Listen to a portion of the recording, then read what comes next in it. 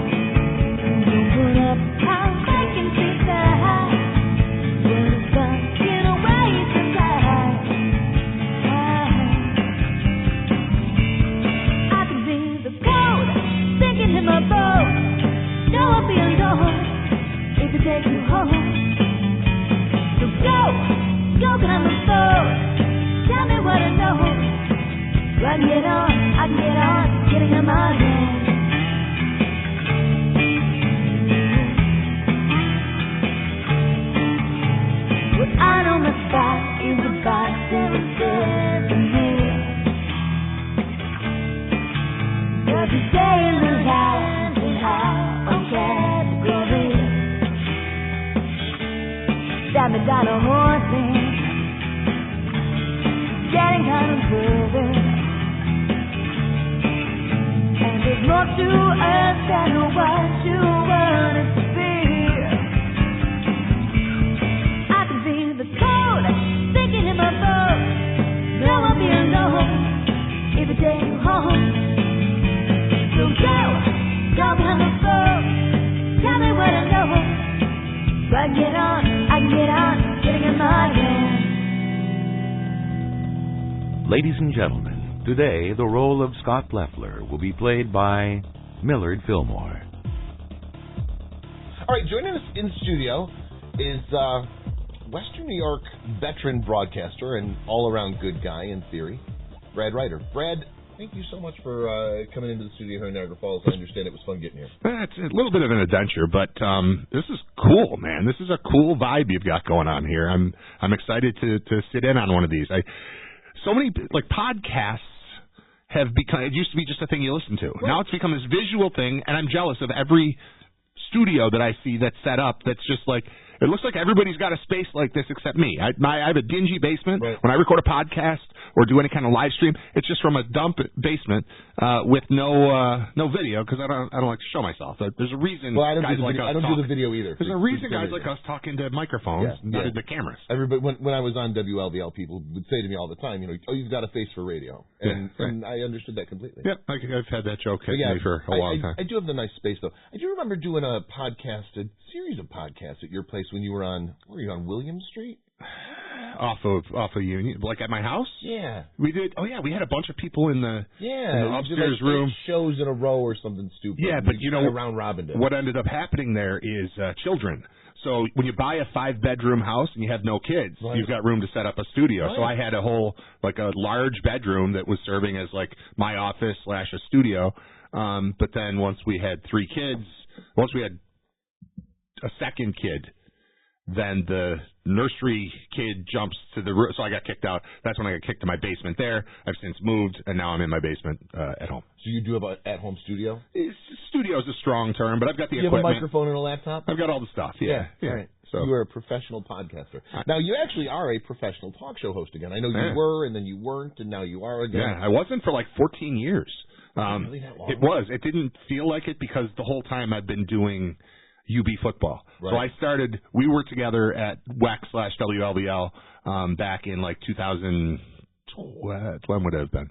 2010, 11? 9. I think I left LVL in 2009. Okay, so around that era, we were together there, and I already lost my train of thought and forgot what the point was that I was going to make. Came back to LVL. When we started, I started at WEC in 2008, and that's the year that UB football went to WEC.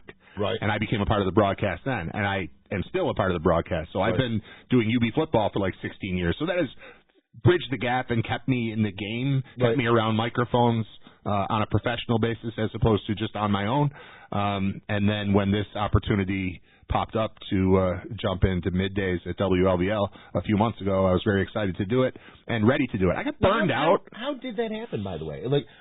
One day life is normal. The next day, Brad's back on LVL, and I'm and it's not even the same owner. No. I don't think a single person that worked there before works there now. Well, funny you should say that because a single person did work there and does not now, and that's Frank Miller, who was the program director. So wait, so Frank was there in January? Frank was there. He reached out to me in December and said, hey, just so you know, I'm the program director at LVL and EBR, and if you're ever interested in getting back on the air, let's have lunch or let's talk or whatever. And one thing led to another, and it turned from, yeah, you could come in and do a show now and then to, do you want to actually have a job and work here and, this is your thing? And I said, yeah. So it evolved from that. Since then, Frank has left. So he's no longer with the station, but I'm still there. Frank was there when we were there. Right, as a production guy and kind of helping with everything. Super talented, super good dude. So Frank is kind of like us in a lot of ways. A drifter? Yeah, he just a vagabond? He does things. A nomad? Yeah, he does. Most people have, a job or a career, whereas a lot of the people I feel like I work with, we just do things and get paid for it. Yeah. Gig economy, that sort of thing, yeah. And like Frank was gig economy before it was a thing. I know he used to do like some Financial Times thing back when he was my producer at LVL. Yeah. NECK, 15, 16 years ago. Yeah. And he's the first one I knew that was doing some of the stuff that you do now, like your voice work. He was doing that before it was cool. Right. Like he was voicing network news from the studio in Cheektowaga for like a national, or maybe a semi-local. I don't even know what it was, but he's always had those things, and those things have become far more prominent.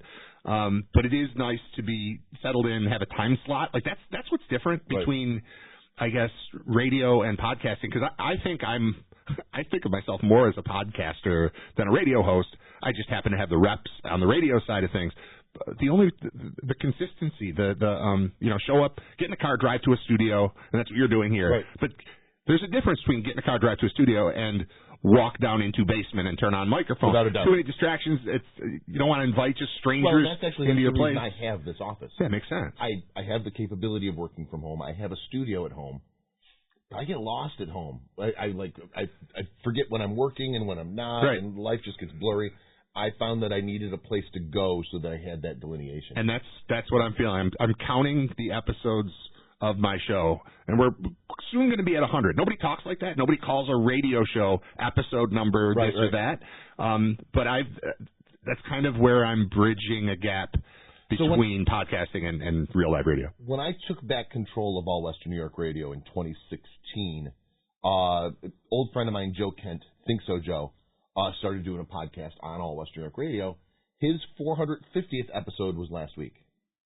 That's insane. A lot. One a week, but like almost never takes up 450. This is episode 2 of this show. All right. So that's good. Yeah. You'll probably get higher than that. I'm hoping to get to 4 at least. Yeah. We'll see what happens.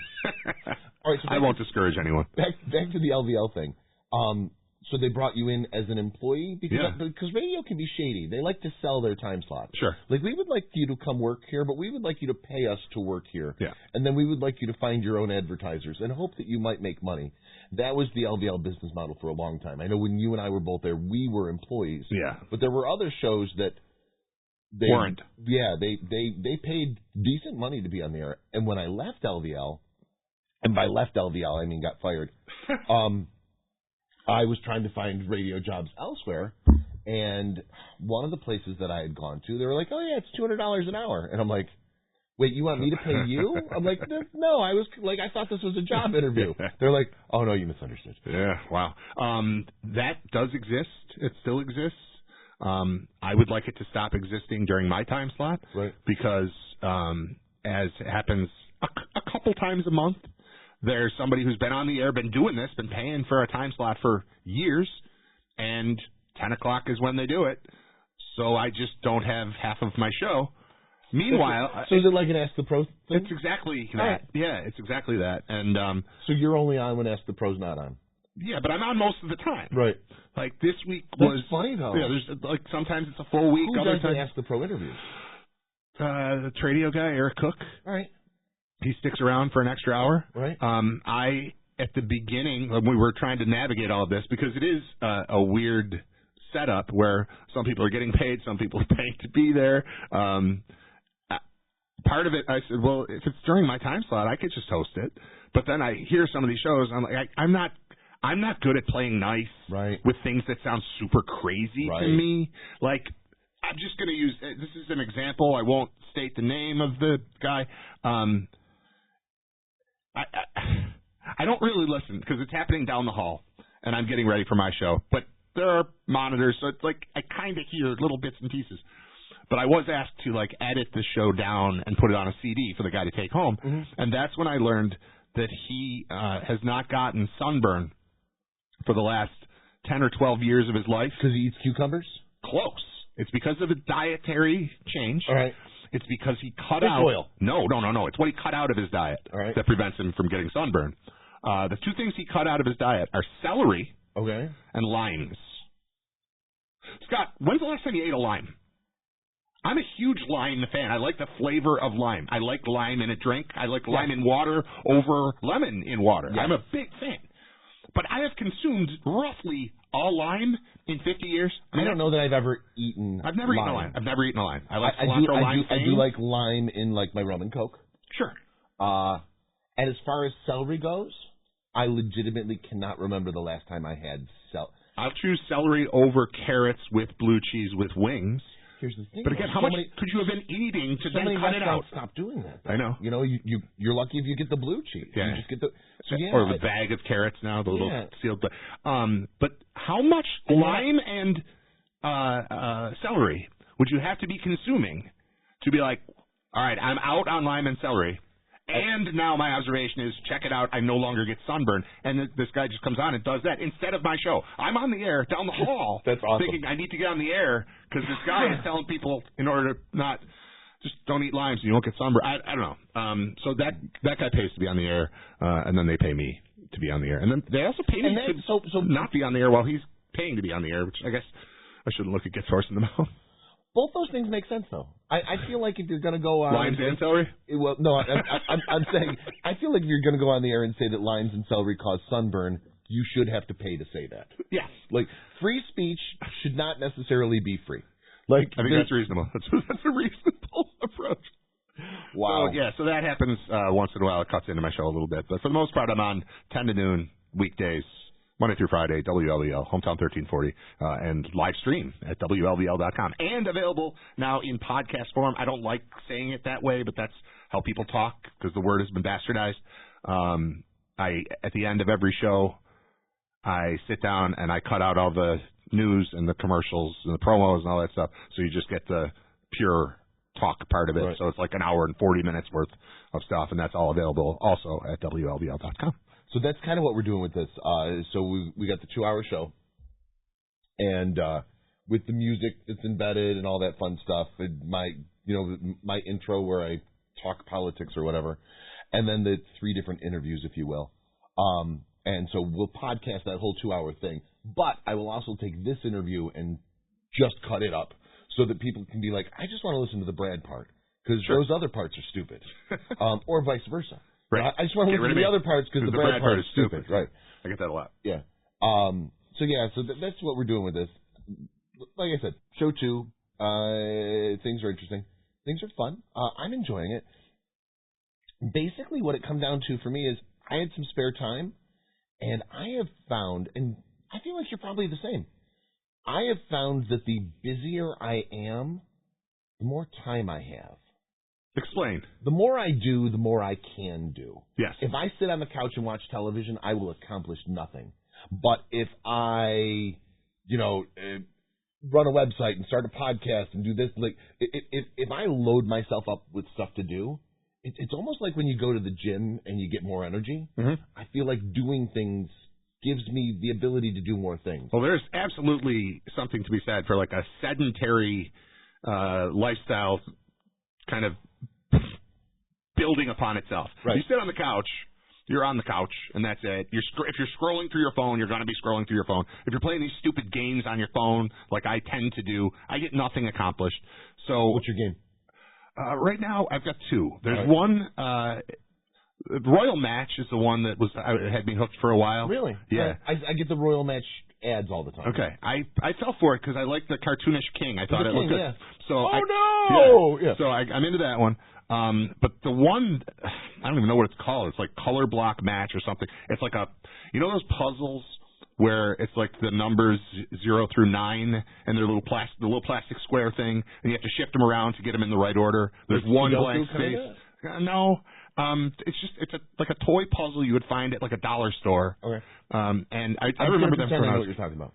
It's a square, and it's got a bunch of little squares in it, and one of them is blank, and you have to shift them and keep moving them around. How do I get the 9 over here? And you're trying to put them in order. Okay. It's essentially that, but it's colors, and you're trying to make these pieces escape through different doors, so you just have to keep moving things around.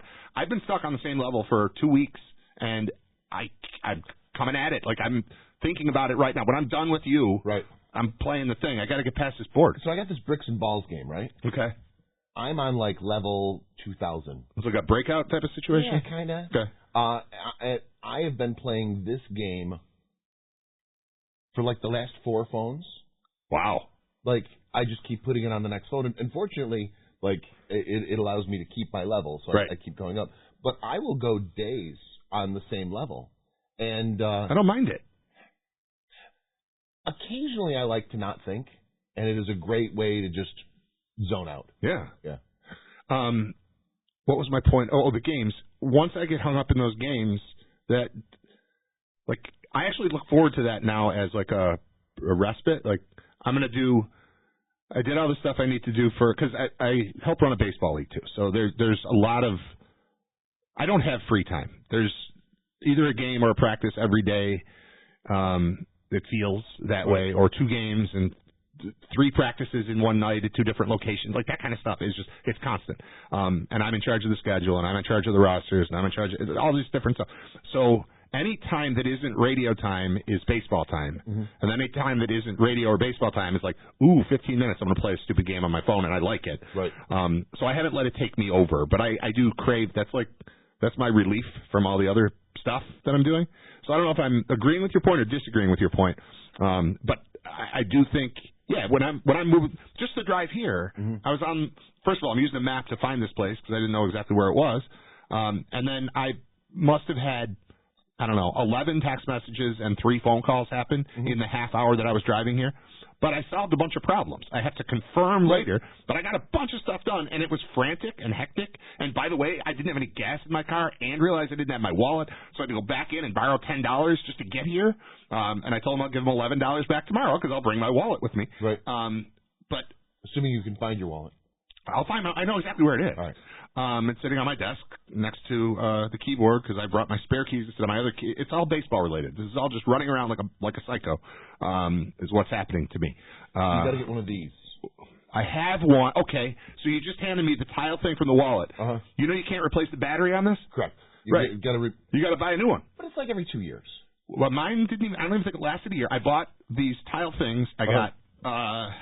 But I love it. Like, if my phone and my wallet get too far away from each other, yeah, I've got this on my phone, or on my keys, rather.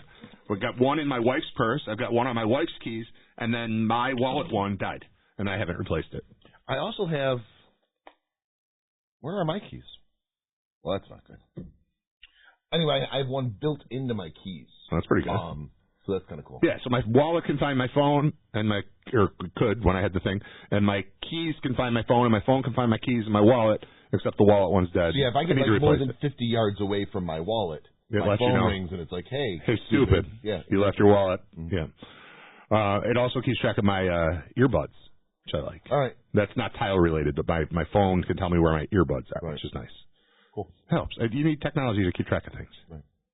Did you know that they have an app that goes with electric toothbrushes for kids so that they brush for long enough? No, I did not know that. That one seems excessive. Do the twinkle, twinkle, little star? That one seems excessive to me. Yeah. Like a kid, I don't remember who I was talking to, but they told me that their kid couldn't brush his teeth because the phone was dead. I'm like, you're doing something wrong. You're definitely doing something wrong. Yeah. So, on that note, All Western New York Radio used to have an app. And over the years, it just kind of got outdated, and I needed to replace this, that, and the other thing. And I was going to, get a new subscription so that I could fix the app and put it back in the App Store and blah, blah, blah. And then I'm like, why? And All Western New York Radio doesn't need an app. No. There's literally nothing on the app that you can't just get by going to allwny.com. Right. And so I decided, no, not everything needs an app. And I don't want so many apps. I could probably get rid of half of the apps on my phone and be fine. You have to have all the restaurant ones. Dude, that's all right. So that's actually the most annoying part. And so many of them are just horrible. They're horrible, but you have to use them or you're going to pay triple. Yeah. All the deals are app only. I actually stopped going to Tim Hortons because their app sucks. All right. I'm sure that wasn't their intention. Mine was because of the food. Oh, I seldom get the food. But I literally You're a coffee guy. I used to go to Tim Hortons on the way here and on the way home and get an extra large triple. And I drink like a cup of coffee a week, so I don't crave Tim Hortons the way that others do. And their app was just horrible, and so I started going to Panera. Okay. Now, Panera's got this thing. We should get them as a sponsor, by the way, because I'm about to give them a huge plug. They've got this thing called the Sip Club. Yes. $12 a month for all you can drink. I can go get a new cup of coffee or a pop or whatever every 2 hours. They have very good iced teas there. They do. They have amazing iced teas. Papaya and stuff. Yeah. And it's $12 a month. They're like $100 a year or something like that. And Do I like the coffee as much as Tim Hortons? No. Do I like it as much as Tim Hortons when I'm saving literally hundreds of dollars a year? Yeah, it's my favorite coffee in the world. So are you in the SIP club? Oh, yeah. You did it. Yeah. I saw that, and I thought that seems like a good deal if I lived or worked next to a Panera. Right. But I don't think I'm going to go to Panera enough, and just for the beverages. So it's not worth it to me. I neither live nor work next to a Panera, but I do pass them frequently. All right. You know, there's one in town on the way here, and then there's one here in Niagara Falls that I pass pretty regularly. And then when I'm out shopping, I just stop. There is no doubt in my mind I get my money's worth. I would say I average a cup of coffee a day from Panera. That's fantastic. At $10 a month. You're winning. Yeah. You're winning that transaction by a lot. Yeah. Good for you. So. All right, so real quick, back to your show. Yeah. Now, you're a sports guy, quote unquote. But your show's all over the place now, right? Yeah, I'm all over the place. I'm a guy who likes sports. Right. Like a lot of guys like sports, but I guess when I was working at an all-sports station, I felt the need and I felt compelled to watch, the NHL and NBA playoffs are going on right now. Right. And it would never occur to me that I could go a night without turning on the television. Now, I watch the Bills, of course. I watch most of what the NFL puts out there on their night games and stuff, but I haven't watched a full Sabres game in years. Well, they do make it difficult. Yeah, well, they just keep losing. Well, that part too. I'm talking about physically watching. They make it difficult. Yeah, it's not because it's only on some third-tier sports network that's only available on Spectrum. And if you are a streaming person, good luck finding MSG. Yeah, I didn't know that I didn't have Sabres games until people were over at my house and wanted to watch the Sabres game.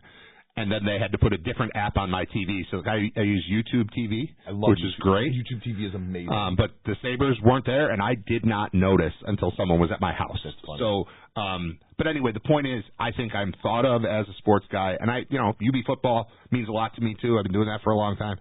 But I don't just sit and and I go to a lot of Little League games. So like my baseball stuff, it's all Little League baseball. I can't, right. I'm not going to talk about what happened. I mean, I do sometimes because I talk about what happens in my life. But, and because crazy things happen. Crazy things absolutely happen. I have the ability and complete creative freedom to do what I want with the show, and my policy has always been, you don't want to hear me talk about something I'm not interested in. You want to hear people in general. You want to hear people talk about things they care about. Right. So I'm going to talk about the things I care about, and if you're along with me for the ride, cool. I don't think my show is for everyone. I accept that. But I'm having fun with it, and I'm doing what I like. I'm doing the show I would want to listen to, and we've got people who want to hear it, and some people who don't, and that's fine. I understand that you've carried on the bird war tradition at WLVL. It's getting crazy, man. There's a lot of bird stuff. I had a thing recently. Well, first of all, there was a Cooper's hawk, which is about the size of you, right? Just hanging out on my fence, yeah, on my fence for about a week, on and off. So we got a lot of mileage out of that. I saw that thing attacking crows or vice versa. I'm not really sure, but there was an actual battle being fought in the pine tree at Andy's house across the street. Right. It was chaos. Yesterday, this is a good one. These birds made love, not war. I heard 3 ducks. I didn't know it was 3, but I heard a lot of quacking. I was walking out my front door, and I heard quack, quack, quack, quack, quack, quack, quack, quack, quack. Look down. 3 of them land. 2 boys, 1 girl. The one guy had his way with the girl while his buddy just watched, which I thought was videos. Yeah. He was intently watching. Yeah. And then when the I think I called him the penetrator on the air, when he was done, they switched. He just left. And then the other dude was like, "Hey, how's it going?" And then she was like, and she took off, and then he took off after her. So whatever happened next, I'll never know because I can't follow ducks on foot. It's not they're too fast. You don't think of them as fast, but compared to me, they're fast. Sure. And I had my truck, but they were gone by the time I got in it. So I don't know what else happened. Plus, you're doing 70 down, Sheridan, and the cop pulls you over, and they're like, "What are you doing?" You're like, "I'm following the duck." Yeah, I just wanted to see what happens next. Yeah. I wanted to see the sequel to the duck porn that happened in my front lawn. Yeah. it's more the birds fighting each other and then loving each other, as opposed to an overall like war against birds or with birds between people and birds. I don't know, but yeah, it's going on. Right. There's bird observations to be made. So a few years ago, I decided I was going to buy birdwar.com and start a website. And it was parked. Somebody owned it. I could buy it. Somebody had bird war. Somebody had birdwar.com. Somebody's got everything. Whatever. At the time, I was flush with cash and stupid. So I made an offer. I'm like, I would like to buy your website domain from you. I was willing to go to up to $1,000 to own birdwar.com. Did you have a plan for it? I did. Okay. I did. All right. So I was willing to go up to $1,000. Dude wanted $10,000 for it. $10,000 for bird war? For birdwar.com. He's a fool. The only person ever to make an offer on bird war is going to be you. He should have taken what you offered. I got thebirdwar.com for $12. Yeah. See, dumb. Yeah. He blew Absolutely stupid. You should try selling that to him. I should. So actually, if you type in on your phone thebirdwar.com, it will take you to my website, which is scottleffler.com, and it's just posts about the bird war. So it's scottleffler.com/tag/birdwar. How recently has it been updated? A couple days ago. Oh, okay. So I can use it. Oh yeah. Just make it a source. Yeah. Heck yeah. All right, I'm in. Yeah. Some Fox News reporter got attacked by a bird on the White House lawn the other day. So that's my most recent story. Birds are aggressive. I got bit by a duck once. Did you? Just in the sock. All right. I was trying to get a golf ball from near a pond at a golf course, and apparently that's where the duck eggs were too. Right. And the golf ball looks like an egg, kind of, and I think it all kind of blends together. But I can see that. It's just a duck defending its territory. My worst attack by a bird story was actually I was driving in the middle of nowhere, Ohio, and some turkey vultures dropped carrion on top of my car. My car smelled like the worst for like a month. That's aggressive. Yeah. And so from then on, I was like, what's going on with the birds? And I saw a turkey vulture on my street, and I pulled out, and it looked like, again, I'm going to use you as a point of reference, but it looked like you were eating a dead, whatever, raccoon or something on the street. It was a massive bird. Immense. And I backed up because it was like 3 houses down because I wanted to get a good look at it. And as I did that, it took off. And to see this thing, a human-sized bird, it went massive thing, and then it went up on the roof. Do you know how intimidating one of those things looks? Standing on a roof, staring down at you, like, I'm getting the hell out of here. Roll up the windows and go, because it's a battle I'm not willing to fight in this bird war. Brad, somehow or another, we have passed what was supposed to be our allotted time, which I'm fine with. Happens. I do this all the time. But we should probably wrap things up. Was there anything that you wanted, the people to know? Since I have listeners and you're stuck on, WLVL, and you might not have listeners. I don't know. We have some. Yeah. There's some that call and they text and stuff. I'm bad at taking calls, though. I've noticed that. I'm so bad at it. My overall thought is they're paying me to be here. Why am I going to trust you? Well, especially since, unless things have changed significantly, there's still live hand grenades, right? Oh, yeah. Like, there's no call screener. No, it's me. You pick up the phone, you go, hi, you're on WLVL. And 99.9 times out of 100, that's fine. Yes. But that 0.1 time, I end up in court. We had one vulgarity come on the air over the course. I've done, close to 100 shows. We've had one time that somebody swore, but it wasn't like they called in to swear. They were comfortable in speaking. Yep. They're like, shit. That was it. And I just let it go and never talked about it again. And so who cares? Exactly. And usually if you roll past those things, nobody cares. But it is weird that shit is one of the words that you can't say. I feel like it's not a bad word anymore. I feel like maybe there's 3 or 4 words total that you should not be able to say, and shit's just not one of them. Yeah. What ones won't you say? No, I don't need to. What do they start with? They start with consonants. Yeah. They all start with consonants. It's hard to deal with. That's all right. All right, Brad. Dude, I really appreciate you being here. Thanks, man. I'll do it again. Let me know. All right. Happy to. All right. So we're going to take a quick break. When we come back, what do we got? We got Drew McGrath. Drew and I are going to talk sports, which is weird because I Brad into not talk sports, and then Drew's going to be here to talk sports. And then we're going to close out the show with BD2. And you are listening to Here's the Thing. I'm Scott Leffler, and I certainly appreciate you.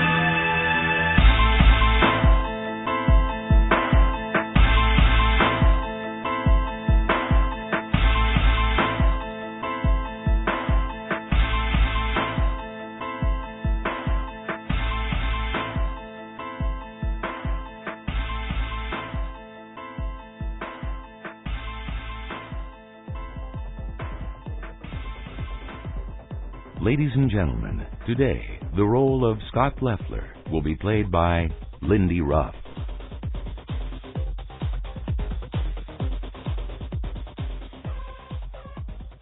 All right, back in studio once again. It's my buddy and sports guru / analyst / pain in the ass know-it-all, Andrew McGrath.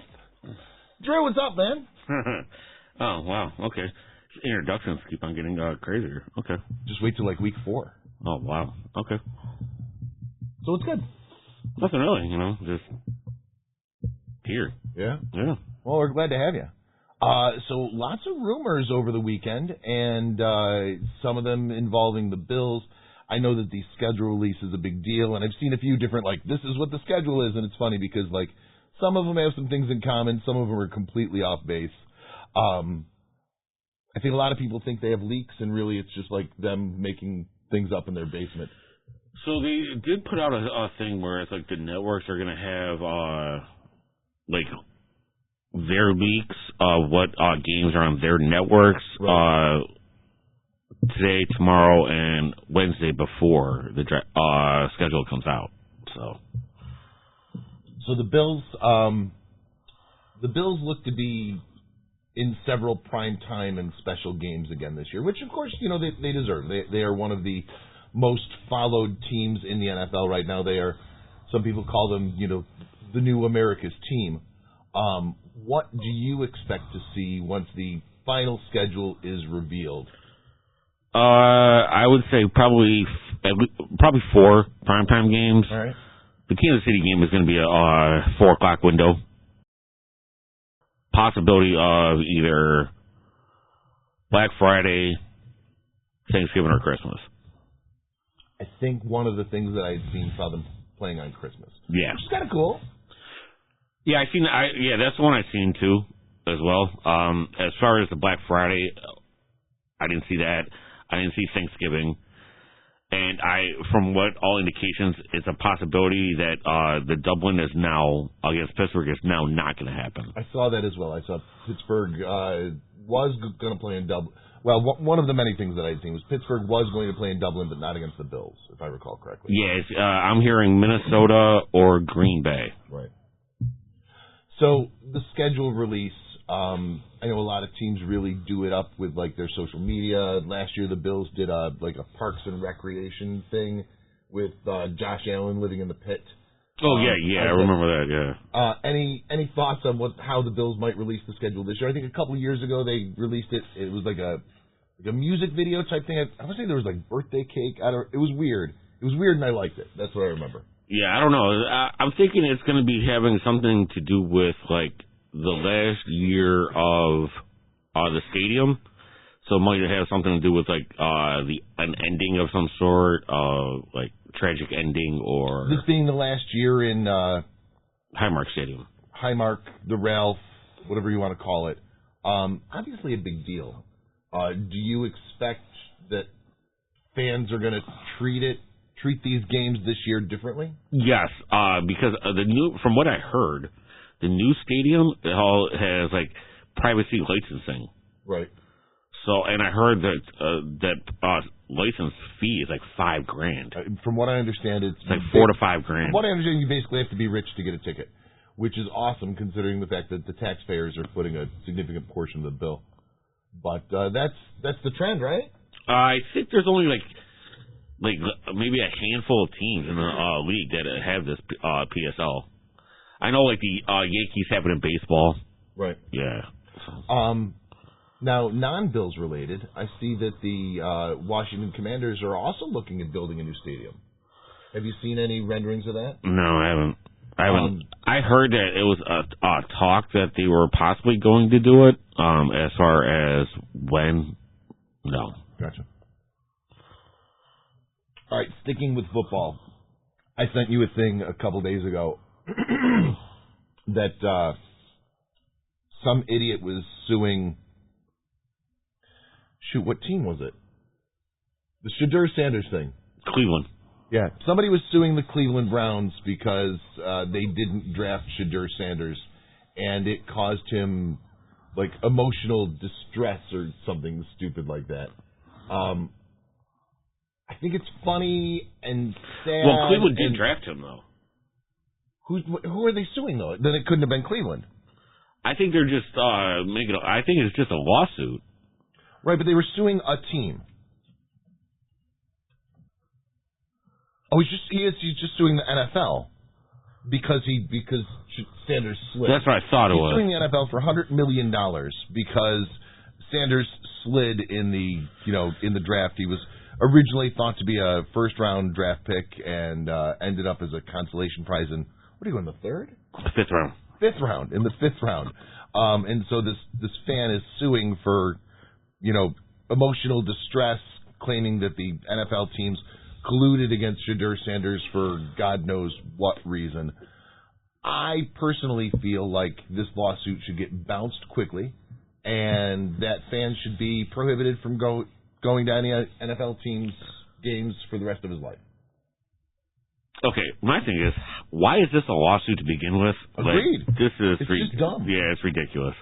Number one. Number two, okay, to sue for emotional and distress and pain and suffering for someone that has no affiliation to you at all, but just because supposedly he's blackballed or anything, when there was a black quarterback got drafted number 1 overall this year in Cam Ward. Last year, the first 2 picks in the NFL draft that were quarterbacks, both black, and there was another one, Michael Penix, that was drafted by Atlanta. And that's part of the suit, is he's alleging that Sanders wasn't drafted because he's black. Right. I don't know. Right, so it seems pretty ridiculous. Right, and then there was also another quarterback, I think Jaden Milroe, got drafted in the 2nd or 3rd round by Seattle, who's also black. So in your opinion, what is the reason Sanders slid to the 5th round? I've heard different reports and read different things, that he was not humble, he was not professional in the interviews. The original thought process was everybody was bumping up his draft status because they didn't want to get on Deion Sanders' bad side. Gotcha. Because of his So name. They were telling Deion, we're going to take your boy. Well, no, it's just everybody's speculating that he's going to go and everything like that. Now, personally, but there was a lot of front office people and executives and things like that and scouts that were saying that he's not a first-round talent, and that there was a possibility he was going to go 2nd, 3rd round, possibly even after that. There was, but people said that they were lunatics and crazy and they didn't know what they were talking about. As it turns out, that's what actually happened. I know that Deion Sanders has done a great job coaching college football, but back in his NFL days, he was drama. And I could see teams not wanting to deal with the potential drama of, him or his son. I could see teams going, you know what? Let's let somebody else deal with that. Okay, now, I disagree in the aspect of if you are a superstar talent, teams don't care. But now they don't want the possibility. Well, no, because... Why do we get rid of Diggs? Well, okay. Diggs is a superstar. No, he's not a superstar. He's a star. Superstar is somebody like Deion Sanders. When he was one of the 5 best college players when he came out in the draft. Okay. He told there was teams that were giving him a playbook and a meeting and everything like that. He asked them, where are they picking? He was and then when they tell him, he was I'm not going to be available. I'm going to be gone before that. So it doesn't matter. I'm not even doing this interview. If you have what people consider Hall of Fame, genuine high potential, high value talent, you can get away with stuff like that. Except for if you're a quarterback, number 1, and number 2, they don't want a backup. All these teams do not want a backup quarterback that is high profile and everything like that, because now there's going to be a lot of and there's going to be a lot of pressure from the fans to play this guy when that guy might not actually be the best option. So it's those two things But yeah, talent supersedes everything. If you have talent, for 99% of the time, you're going to play, and the team's not going to care. Gotcha. All right. Any other NFL news? I don't think so. Hockey playoffs continue. Yep. Basketball playoffs are going on as well. And baseball's getting into the swing of things. This year, All Western New York News has a partnership with the Niagara Falls Americans, which is it's not even minor league. It's like off Broadway. But we went to a few games last year, had a lot of fun. We'll probably be going to a few more games this year. Any thoughts on local baseball in general, between the Bisons, the Americans? I know we've got a lot of other small teams here in Western New York. Yeah, you know what? I'm just looking forward to getting into a couple games this year. Yeah. You know, both of them. Just seeing what the team looks like. If there's any players that are going to stand out for the Americans, though, it's like these a lot of these like guys, college kids. Yes, for the most part, it is college kids, and it's like I think it's what's called like very like low A ball. So it's like there's like another stage they got to take to get to like A, and then double A, triple A, right?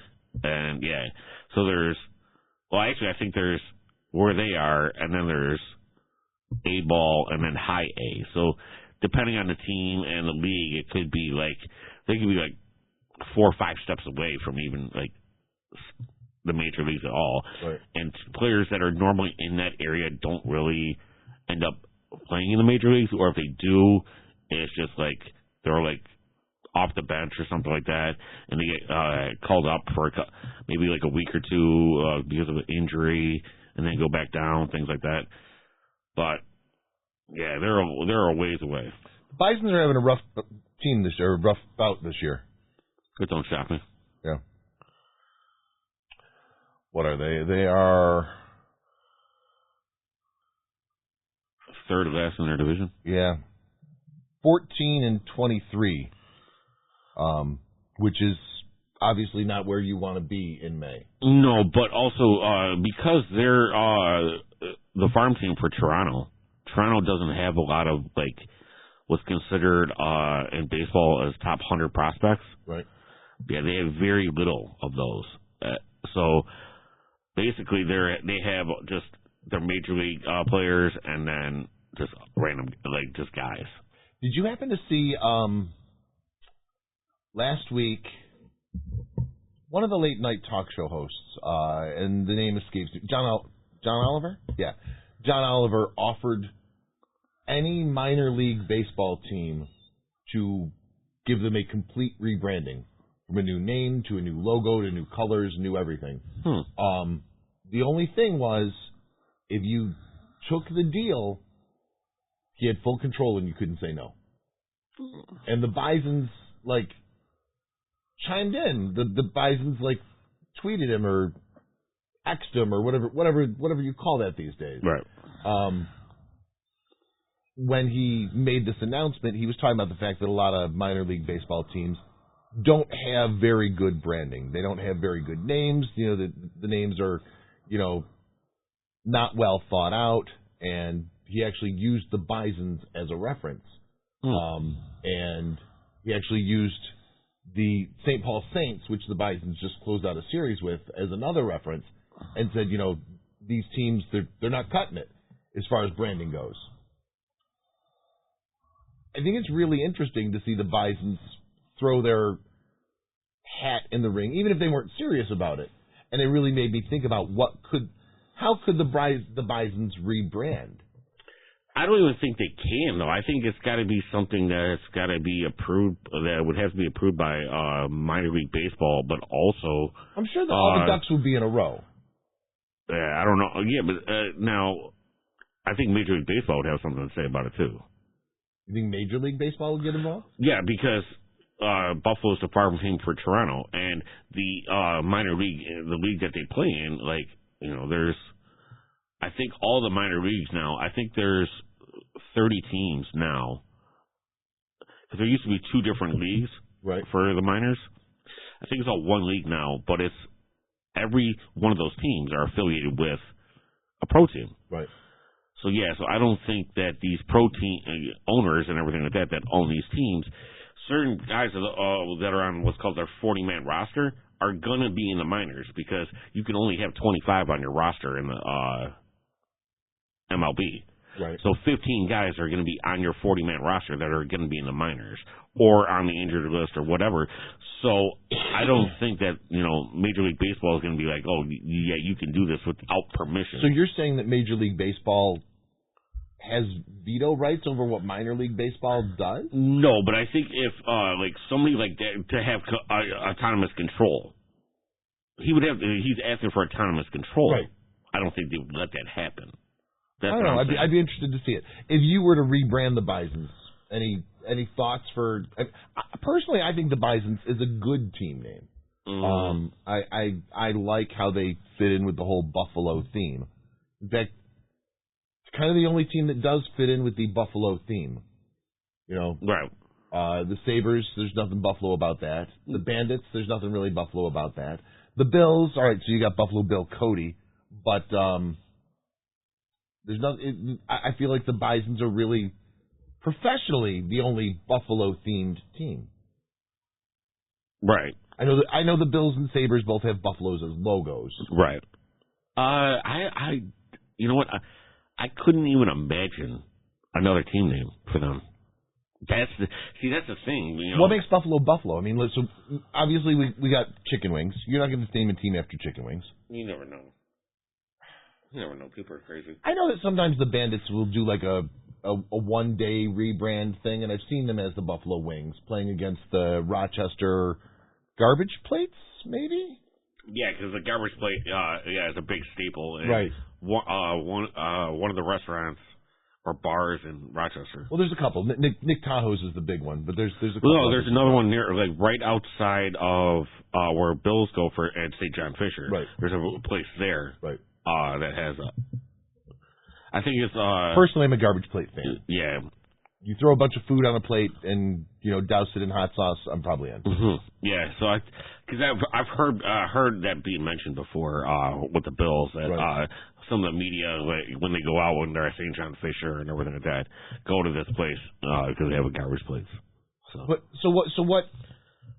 I guess I'm still stuck with what is iconic of Buffalo that you could But is it just the city of Buffalo or is it the Buffalo area? To me, it's the Buffalo area. Okay. When I talk Niagara Falls. When I talk about Buffalo, really, I'm talking about Western New York. Right. So there's Niagara Falls. Right. But there is also some provincialism in there. Like they couldn't name it the Buffalo Falls. Because people from Niagara Falls are upset about the Buffalo Niagara International Airport. They feel like they stole the word Niagara. So there is some provincialism in there. You got to be careful with what you do too. No, you don't. Yeah, you do. No, you don't. People are just going to complain about everything nowadays. So, no, not really. But so there's the falls. There's our weather, which is horrible. We did have the Buffalo Blizzard. That was Major Indoor League Soccer, MILS, yes. Whatever. Yeah. Yeah. That was a good name, Buffalo Blizzard, that. There was the whole fact of Chippewa. I don't know if that's still and you had Allentown and all that type of stuff. Right. I don't know if that's a huge I feel like we should avoid native names. Right. That's probably not the best idea. Yeah, considering I don't think they let any new team names with that. So what options are there really other than what it is? Do the Buffalo Crime, the Buffalo Depression? Drew doesn't seem to like any of these names. Well, no, Drew's no fun today. I'm just saying there's really no options, really, other than Bisons, and I think they've been the Bisons for so long now. It's what about the Buffalo Skyway? Well, no. All right. Drew is shaking his head. Yeah. He thinks I'm an idiot. No, which is nothing new. It's fine. I can deal with it. No, like that's what I'm saying though. There's really no like real good. I agree with you, by the way. Yeah. And which is one of the reasons I feel like the Bisons is actually a pretty decent name. Yeah, because honestly, if it was to change from that, I don't even know if I would recognize the team. Right. Like, yeah. Because I'm just so used to Bisons. My whole lifetime has been Bisons. So, yeah. And I started going to games when, probably in 1991, 92 maybe, when they were still affiliated with the Pittsburgh Pirates, when the Pirates were good back in the early 90s, when they were battling with the Braves every year. Then they went to Cleveland, and that's when they got a lot of success. That's when I started paying attention, really. Yeah. You know. So. Now, Drew, I don't know if you noticed, but on the way into the studio today, there was a guy across the street. By the way, so All Western New York studios are in the Niagara Business Center, which is the old Carborundum building on Buffalo Avenue in Niagara Falls. And we are kind of across the street from the Niagara Falls City Mission. Now, right next to the Niagara Falls City Mission is a huge field. Did you see that there was a guy out there golfing? Yes. It is definitely golf weather. I know that you and I have talked for years now about going golfing. I've got my clubs. Honestly, I was just looking up. When I was working with Spectrum for a while, a friend of mine from work, we would go golfing and everything like that. And I think it was like he had like what was called a Golf Now app or something like that, okay. where it stated like some local courses that where I had like you as long as you have this tee app, times open like right now. Yeah, so you get like cheap round. You get a cheap round. You get a cheap opportunity for a cart. Gotcha. Or something like that. Yeah, so it was. I think it was the Golf Now app. I'm not sure what it was. But yeah, there's probably something along those lines. But from what I'm seeing, though, like golf's expensive now. It's like I was seeing. Well, no, but I was seeing like a round of 18, and then if you add a cart to it, it's around $140 now. Yeah. Yeah. I don't know if I could. I don't know if I would want to do a round of 18. To be completely honest with you, not on a regular course. Growing up, my dad and I used to go to the Newfane Pro-Am, which is a par 3. 18 holes on a par 3 is not bad. But 18 holes on a regular, par 5 or, intermittent, I feel like it takes too long. By the time I'm done golfing, I no longer want to play golf.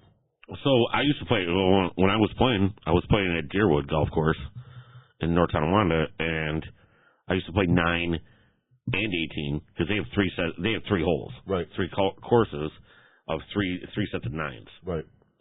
And so you play 27 holes in a day? You could if you wanted to. You would? No, I would either play 9 or 18. Gotcha. You said 9 and 18. Yeah. I thought you were saying you would play the whole. Yeah. But no, I would either play like a 9 or an 18. But like 9 lasted 9 probably took like 2.5, 3 hours. Right. 18. And I feel like that's the extent of my attention span. Yeah, so 18 probably took like 5.5, 6 hours. Yeah. It's for someone, unless they have like really nothing to do, you know, it would be a good filler for a block of time. But 6 hours it's a hard amount of time to commit to. So. Yeah, like I said, I feel like my attention span is just couldn't do it. Now, it has been years since I've been golfing, so same here. Yeah, we might actually be somewhat even, skill-wise. So I think I haven't played in probably 20 years now. Oh, it hasn't been quite that long for me, but probably 10. I can still hit it though. Yeah. I don't know how far, but I can still hit it. Right. I can hit it. It just doesn't always go where I want it to go. Right. Yeah. Yeah. I got a pretty wicked slice at times. So it is what it is. But I mean, you're out there, you're on the golf course. Maybe you've got a cart, maybe you're dragging your clubs around, whatever. If the weather's nice, it's not a bad way to spend a couple hours. Right. Yeah. So I don't know. But I've seen that most of them opened up. I think it was sometime in April actually. Yeah. Yeah. Now, Drew, over the course of the past couple of weeks, we have discussed the fact that, you played football, you played baseball. We're just talking about golf now. I know you're not a huge hockey fan. Have you ever played hockey, though? No. No, I can't actually rollerblade, roller skate, or stand up on ice skates. Really? Yeah. Ankles? Yes, ankles. Really?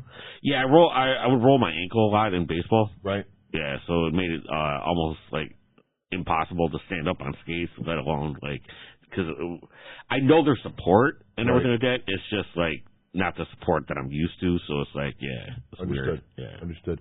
What about other sports? I know that I've talked to you about playing paddleball because I got a paddleball set as a gift, or disc golf for the same reason. I got a disc golf set as a gift, and you seem to have no interest in either one of those.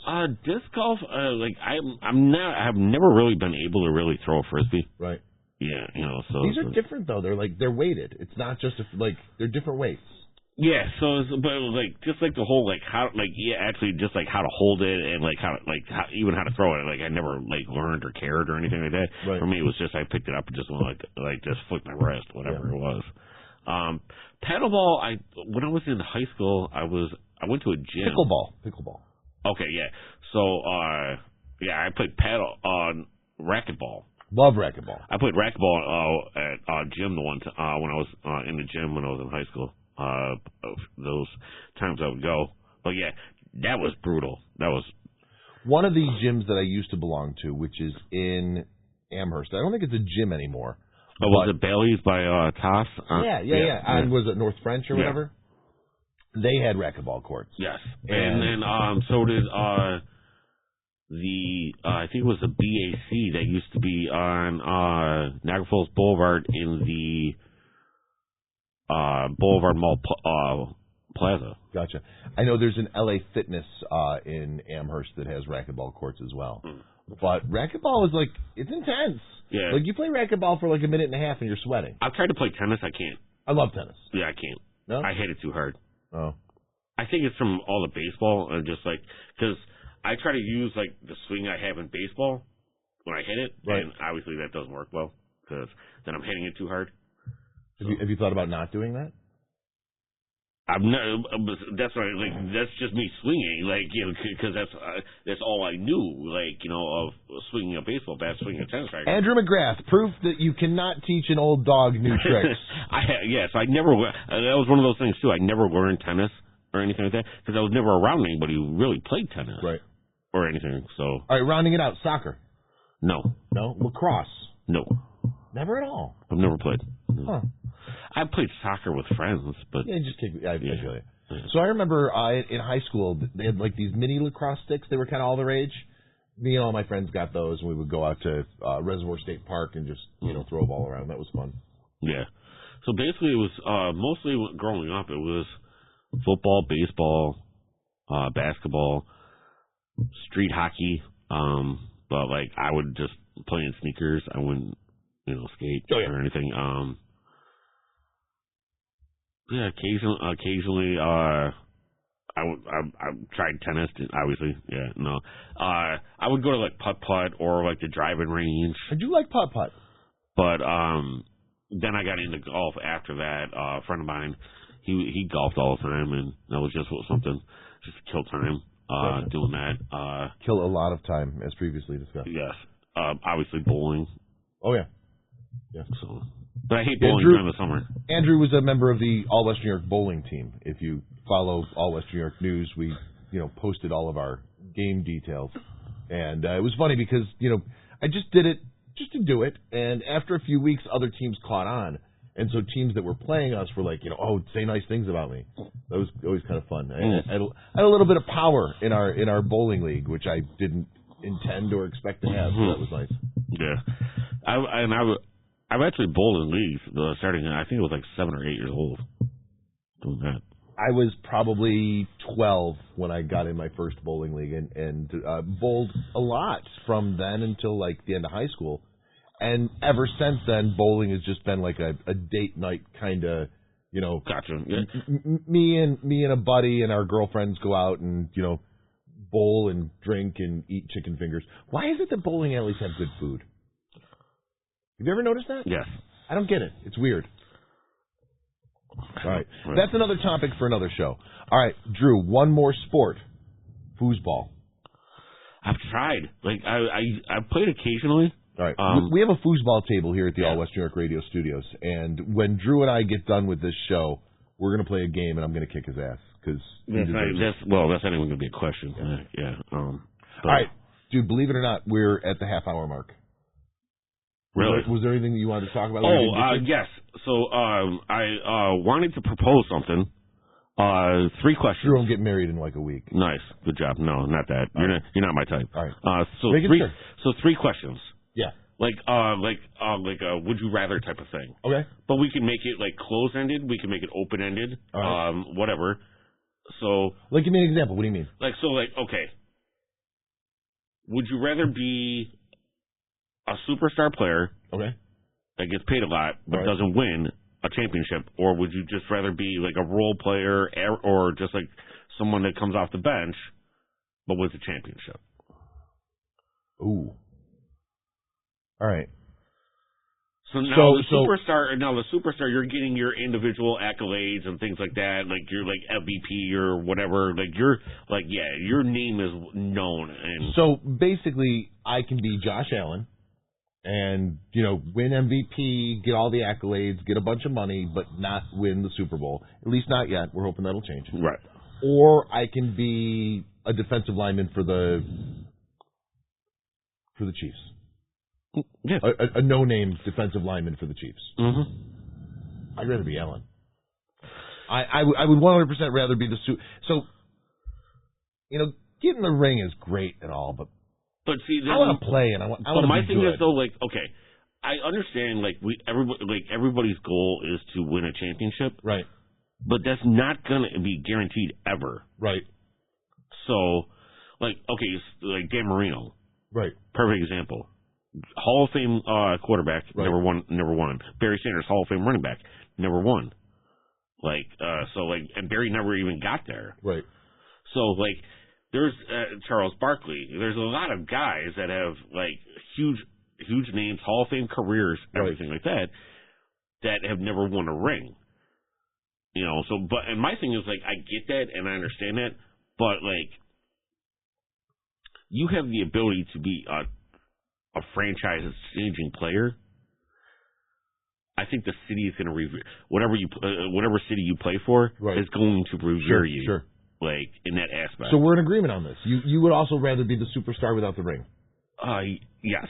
All right. Yeah. So, to me though, it would depend on the sport. All right. So that was kind of fun. How do you want to do a couple of different questions a week? You ask me one, I ask you one. Yeah, and then if we want to open it up to anybody with comments, or that on Twitter or X or whatever, or on the station itself, or if they would just want to just come up with some sort of question like that, anybody, All right. And then we can't tell what the question is, so I can't tell you what the question is ahead of time. All right. You can't tell me what the question is, but we can make answers like A, B, C or whatever like that. Get options. Or just some sort of you did just do kind of a multiple choice there, and that was fun. So some sort of something like that, and also try to engage with whoever is listening. I don't think anybody's listening. Well, who knows? But when they do see it, I have people that said they have listened, and I actually got a very nice text message from an old friend of mine last week who listened to the show. I see it. You said it, and said that he liked the sports guy. So I thought that was nice. I think he's just being nice. Yeah. I might have slipped him $20 to say it. I wouldn't surprise me. All right, so Drew, as always, I appreciate you coming into the studio and doing this. Yeah, I have fun doing this. We're gonna wrap things up with this, and we're gonna take a little break, play a song, and when we come back, we're gonna do BD2 interview, and Drew and I are gonna play foosball.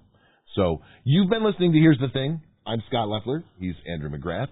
And this is All West New York Radio. We'll be right back. Deuces. Yeah. Hey, so, yeah. Willie Villain. Yeah. Come on. Yeah. Buffalo Black. 1, 2, 3, 4, 5, 6. 1, 2, 3, 4, 5, 6. 1, 2, 3, 4, 5, 6. 1, 2, 3, 4, 5, 6. 1, 2, 3, 4, 5, 6. 1, 2, 3, 4, 5, 6. 1, 2, 3, 4, 5, 6. 1, 2, 3, 4, 5, 6. Willie Villains, we roll.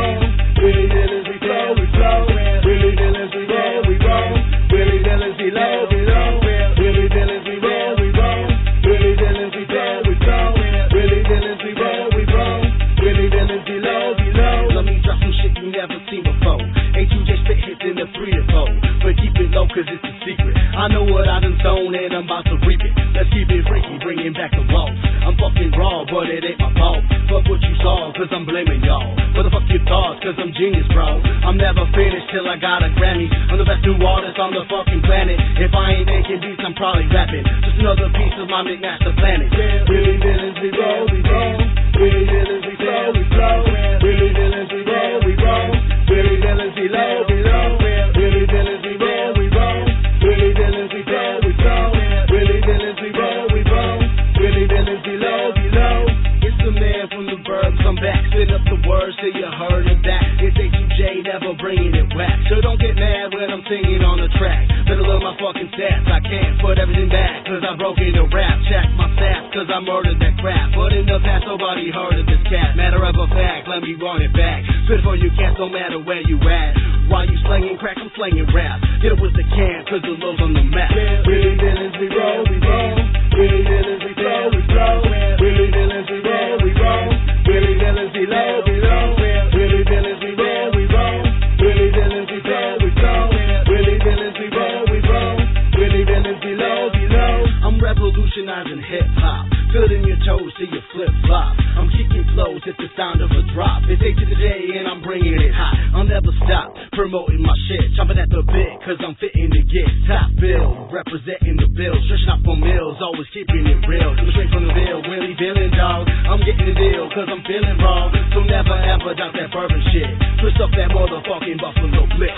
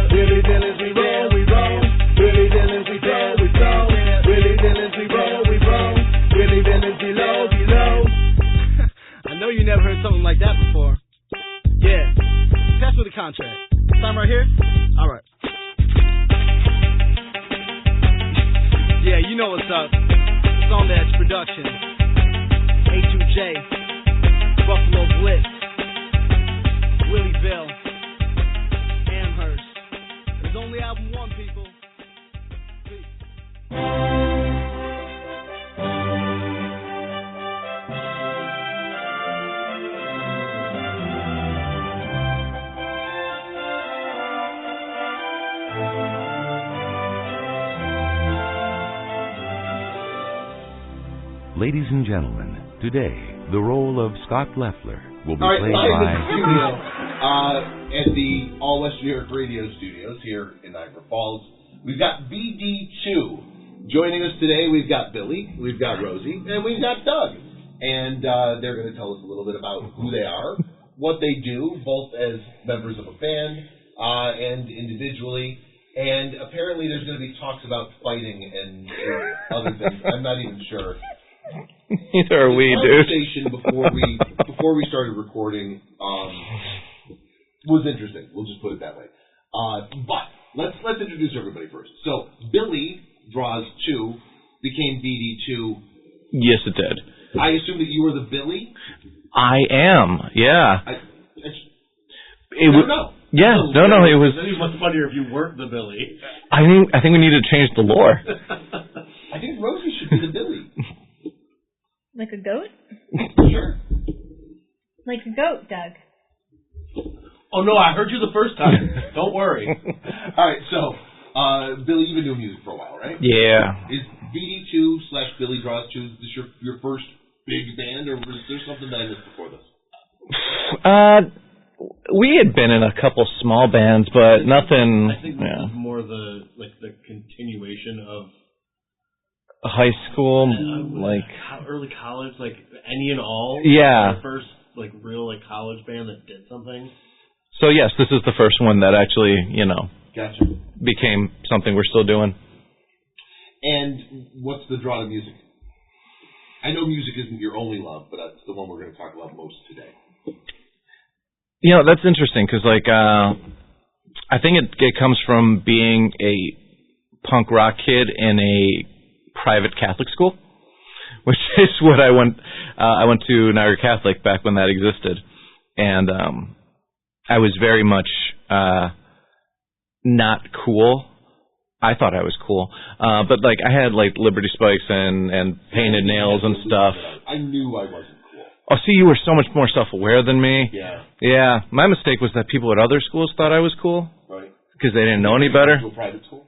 No, it was because like outside of the school uniform, you know, I dressed like, you know, the torn pants and the punk rock uniform of the time, and the skirt. Yeah, it was just a little too long. Yeah. Did you answer my question? Oh, yeah. It was just needing an outlet because I didn't have sports or anything like that. No, refrain that. You had sports. Sports have you. Yeah. We're good at sports. No, it wasn't even a question. It's like it never even occurred to me to try to be a sport person, athlete, because you know I think a lot of it was just I went to school with a lot of people who now make very fine adults, but as kids were assholes, and music was kind of just like a refuge from that. You know, I fell in love with punk rock around then, and got my first guitar around 14 or 15 years old, and just never looked back. Even what kind of guitar? It was a Fender Squier. And you didn't start with just like a cheap acoustic? No. I thought.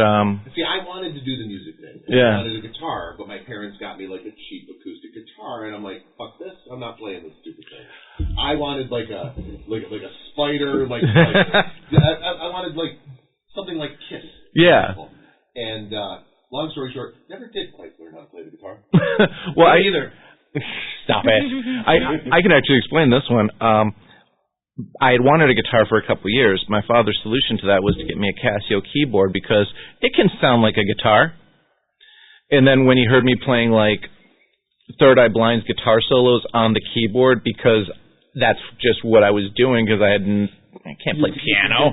Yeah, then I think he just kind of tapped out and he's like, all right, let's get you this. And, you know, no lessons or anything because you're bad in school, but, you know. Fair enough. Rosie. Yes. Hi. Hey, how are you? Good. I'm glad to hear it. Yeah. So tell me a little bit about you. Well. Why is that so hard of a question? Do you mean like music-wise? Because music-wise, I too was not cool in school. Are you cool now? She looks around for. I think I'm pretty cool. All right. Musically, what do you do? I play piano and bass, and kazoo. Triangle? I could. Not on my repertoire, but I'm pretty sure I could master the triangle. She couldn't do the tambourine. Kind of a joke. Do you actually play kazoo Yeah. on songs? Yeah. Really? I do. Okay. It does sound like a joke, doesn't it? No, it's got a case and everything. It's true. Right. It's a sunglasses case, but it's fine. Yeah, no, I've played piano since I was a kid, and it was, that's just always what I did. And then I also begged for a guitar, and I got a purple PV electric guitar because that's what I thought. Why did your parents love you more than mine did? I left Post-it notes all around the house with pictures of guitars that I drew on them for about 2 years before. Gotcha. Before everyone just got real tired of me. But I thought that's what Kim Deal and the Pixies played, and then I learned she played bass. But I just really wanted to be Kim Deal. And then as I got older, I realized I sucked at guitar real bad. And I made friends with a guy that worked at Allentown Music when I lived on Elmwood in college. And he played bass. And he's like, well, I can't teach you guitar, but I can teach you bass. So I traded it for a bass. And, I don't know, I met these goons. Let's talk about piano real quick. Yeah. So you do the whole Niagara Falls piano thing. I do. Is that going on this year? It is. I wasn't sure. I've been trying to avoid social media just for my own personal mental health. Yeah. Which is usually where I find out about these types of things. Yeah, that's the downside. It's 4 or 5 years now? Oh. 8. Okay. 8. Didn't do it for 2 years, thanks to COVID. Well, yeah. But those 2 years don't count, though. No, that was just one day. I tell people all the time, when I talk about, if I say, I did this thing last year, it was probably 2020. Yeah, right. Because, time just stopped. It's still 2018 in my brain. Yeah. We're all 2 years younger, as far as I'm concerned. So how many pianos are there in Niagara Falls? This year there will only be one. Just the one on Main Street? Maybe Old Falls Street. Old Falls Street. There might be 2. It depends on whether or not the class of students at Niagara Falls High School can get it together and paint one before the end of the year. But the other one is going to be on Old Falls Street. It's pretty cool looking. Got an artist to paint it. I had nothing to do with it other than getting it ready and running the social media now. And they just sit out there all year. Can you reuse them, or is it yes. I don't know. Yeah. Who leaves a piano outside all year? Me. Yeah. I think one of my pianos lasted 5 years. Really? Yeah. That's cool. So before I took a crowbar to it and left it in my alley. Yes, theoretically. You have, an executor for each piano kind of thing. Yeah, somebody covers it at night and. Yeah, they get taken care of. They have custom covers made, and I polyurethane them to hell so they're as watertight as they can be. And they come in the winter, and I, clean them, tune them up. I mean, they don't sound perfect, but they sound pretty good for being a stringed wood instrument out in downtown Niagara Falls near a waterfall. Right.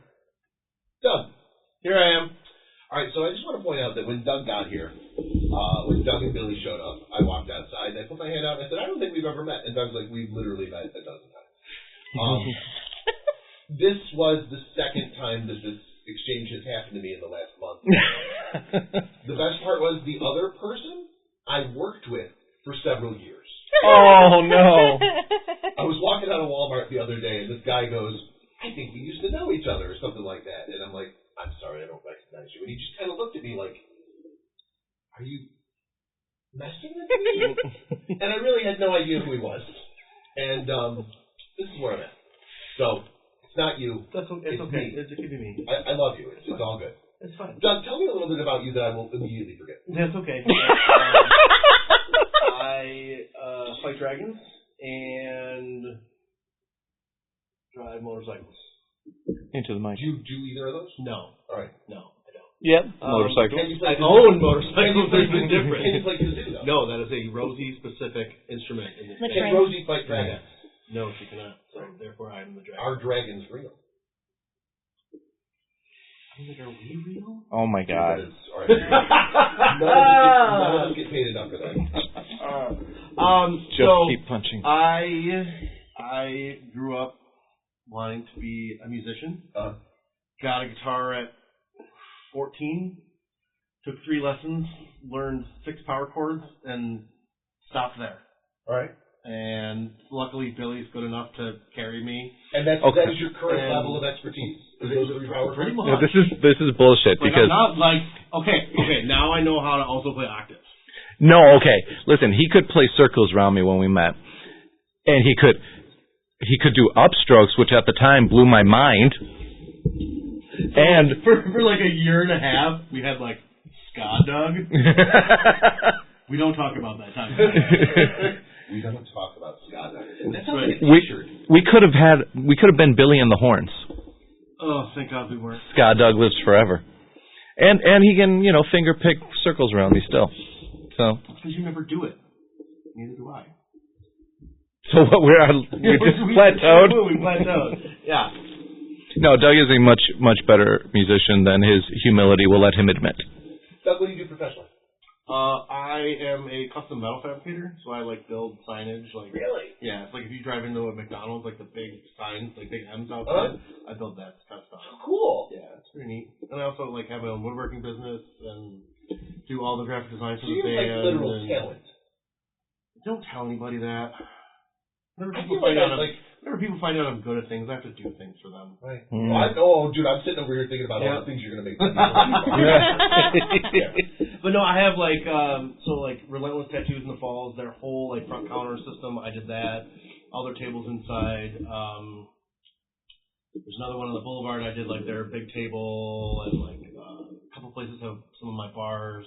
So a lot of stuff out there that I've done, but I'm just gonna do me.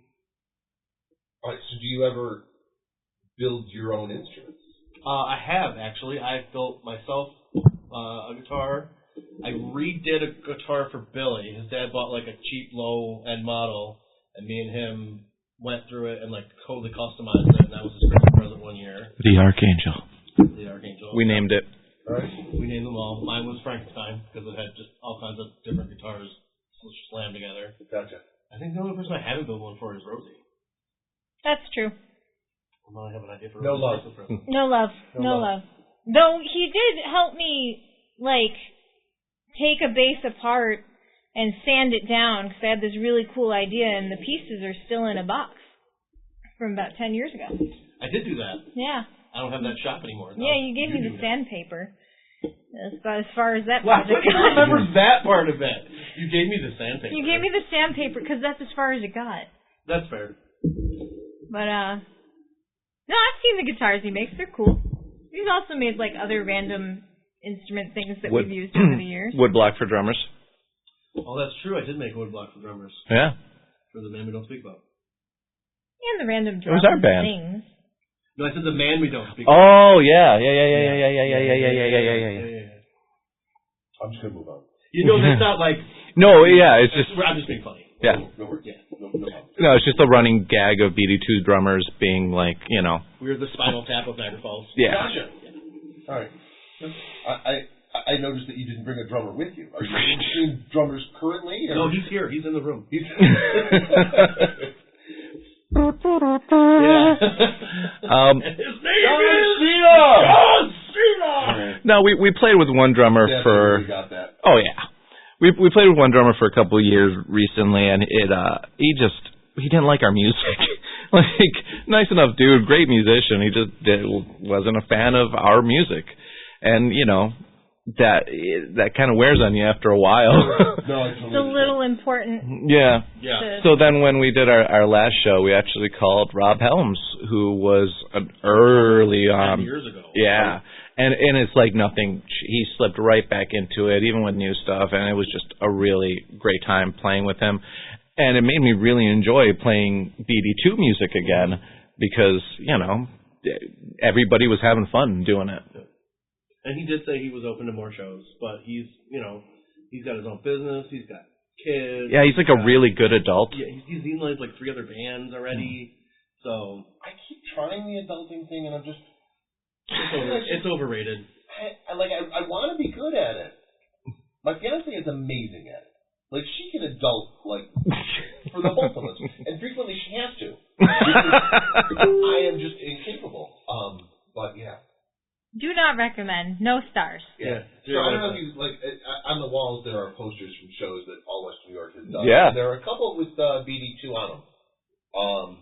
I do know that you guys did one show that goes down in All West New York infamy, if you will. Which one? The show we don't Yeah, which one? It's the show we don't speak of. The show we don't speak of! In the attic. This is not ASMR, man. Wait. Upstairs in Pittsburgh. Oh! No, the show we don't speak of. Is that the show you don't speak of? No. Because that is the show that... Maybe. Yeah. The guy eating the chicken. Oh. Yeah. The sound dude. Yeah, he was what an asshole. He was a chicken connoisseur. Yeah. Yeah, that was a show that Joe Kent, Think So Joe, put together, and he did a great job. Oh yeah. Well, preface it with that. Let's be honest, he always does. I love Joe. Joe is phenomenal, but everything that could have gone wrong went wrong on this night. Oh.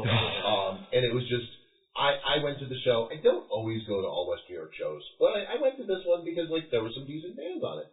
And there were supposed to be. Well, they were supposed to be. Oh, that show! And And I get there and it's like it's me and Joe and the sound guy, and that's about it. Yeah. Like, there is no audience whatsoever. Danielle from Janie Crash and the Tallman. I was doing like a solo bit on stage because she like happened to be in the neighborhood, and like Joe's like, I need someone to come perform right now, and she's like, I'm there, and like she had a guitar on her back, and she showed up and like did a bit for us, and like thank God for that. Was that the show where the one girl's band couldn't make it, so she did like a karaoke track thing? Well, yeah, she did karaoke tracks, and then Joe played one song on guitar with her. Then the other band got in a car accident on the way and just didn't make it.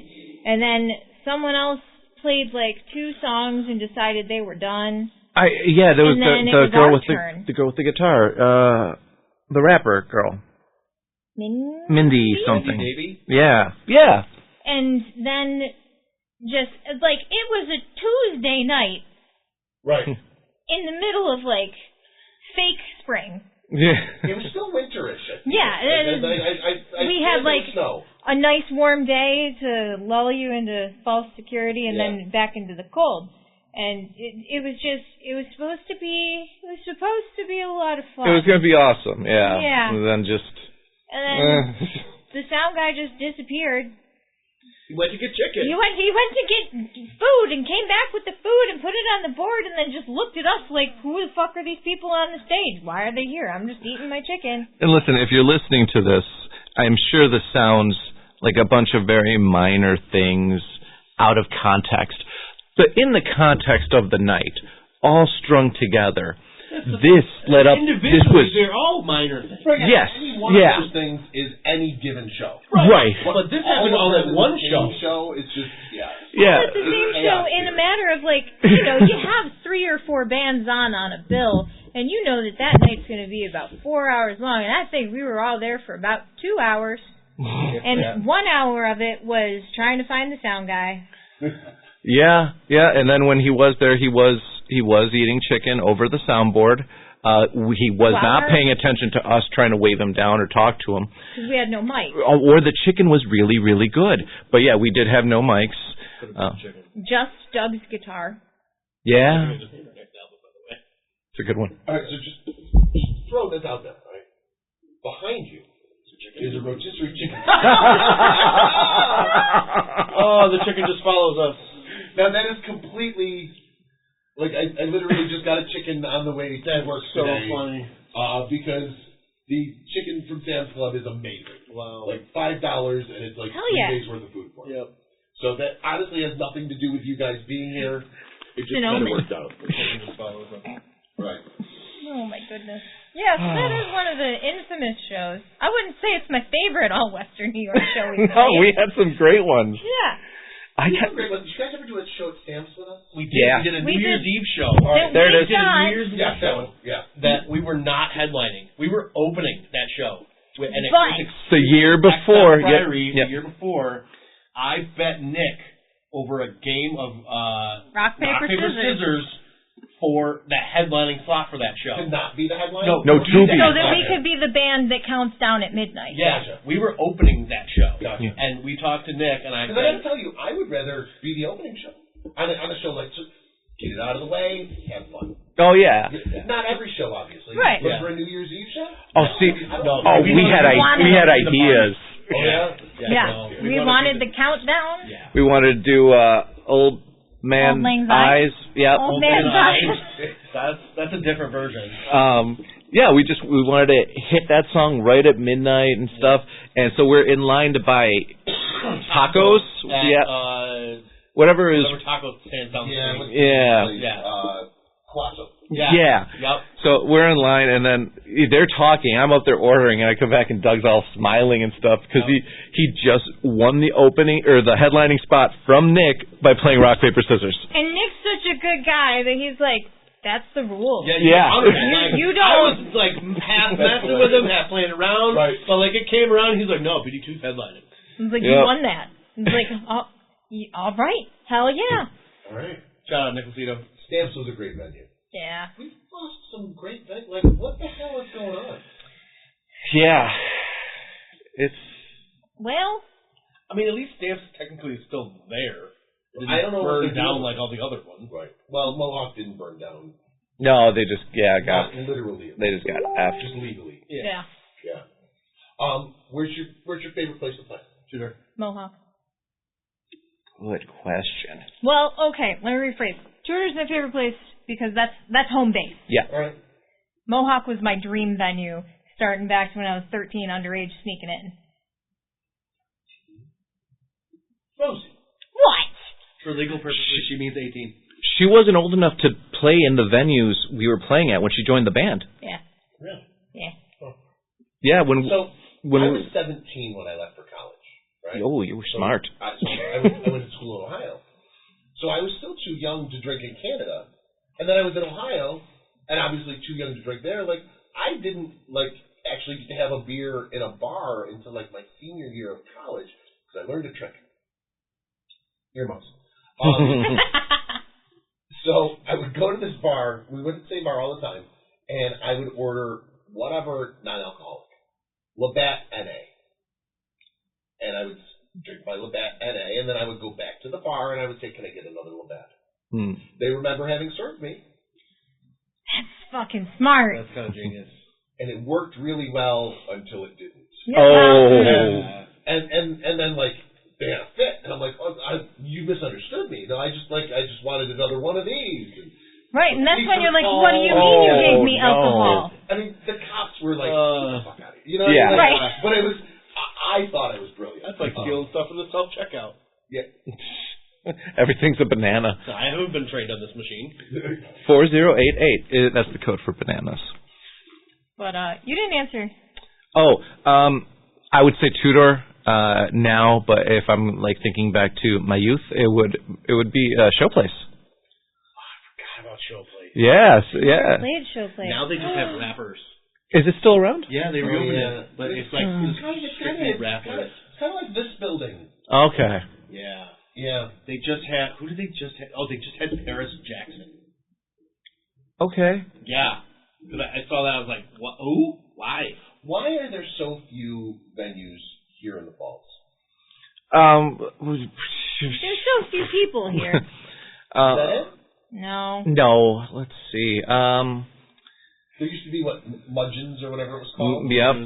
I know that the River Pub does shows on occasion. Yep.